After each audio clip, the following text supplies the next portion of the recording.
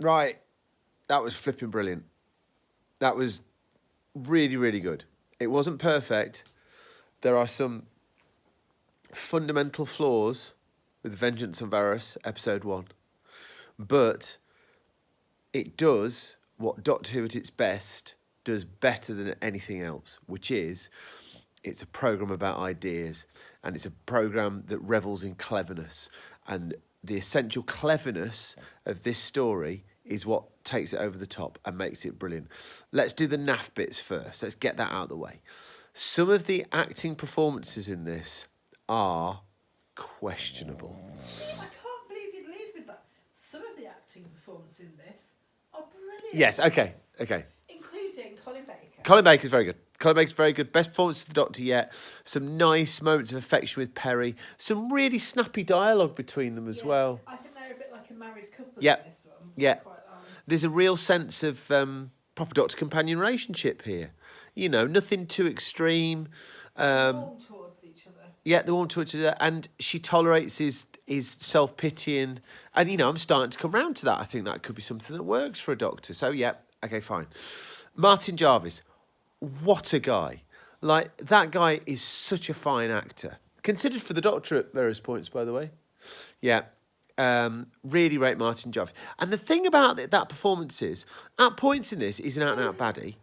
And at points in this, you feel deeply sorry for him. What a finely tuned piece of writing and a brilliant performance as well. And of course, the other person worthy of note is Nabil Shaban. What a creation Syl is. I mean, on the page, that's all well and good, but it's that performance that makes that character so noteworthy. You know, not many characters get returns in Doctor Who, and spoilers, but of course Syl is going to come back. I just think it's absolutely magnificent that we can get a brand new alien character that is going to transcend the story that they're in. Absolutely superb. So there are some absolutely superb acting performances in this. There are some questionable ones, and that is something of a pity. Because I do think this is a story that you can push hard to do some really interesting things with. The conceit of it, the fact that we're living in a world where it's very, very Orwellian. Libby made a reference to the Hunger Games, and that's a really good shout. The fact that we've got these people pacified by television. What's the quote I'm searching for here? Opium of the masses, that's it. Is TV the opiate of the mass? I can't remember, whatever it is. But that's absolutely fantastic. And of course, we've got our Greek chorus in this, in the married couple whose names escape me right now. Oh, that is what an absolutely brilliant. And you see, this is why Doctor Who's so fantastic, because there are not many programmes. I mean, more so now, let's be perfectly honest. But at the time this was being made, there weren't many programmes that had the scope and the template with which you can do something like that. Two characters who in no way interact with the action, just commenting and basically being the us in the story. And that's the next big idea. This is a violent story, okay? There are moments that are uncomfortable here. The bit where the guard slaps Perry in the face with the glove, which admittedly is an old trope, you know, but he is a big ginger bloke, quite frankly, and he hits Perry in the face. Our Perry, who I've taken to Perry now, he hits our Perry in the face with the glove. That is not acceptable. And the fact that that is within this story where violence is both satirised, commented upon, but also slightly uncomfortably revelled in. That is, you know, some clever balancing of all these different elements going on here. Absolutely brilliant. The general premise of this planet, absolutely fantastic. I just think this is what Doctor Who does best. Now, the sets, perfunctory but perfect. Yeah, I mean, you don't need any more than that. You're totally, dystopian and grimy, dirty. Colin Baker. Colin Baker is doing a lot of the heavy lifting, selling these different sort of Hunger Game-ish traps and pitfalls and things like that. I love the Martin Jarvis's dignity when he's voting, being, having to put forward the votes, and if he loses the votes, he gets a disintegration ray for a bit. And how everything on this planet. This is another situation where Doctor Who does this better than anything else.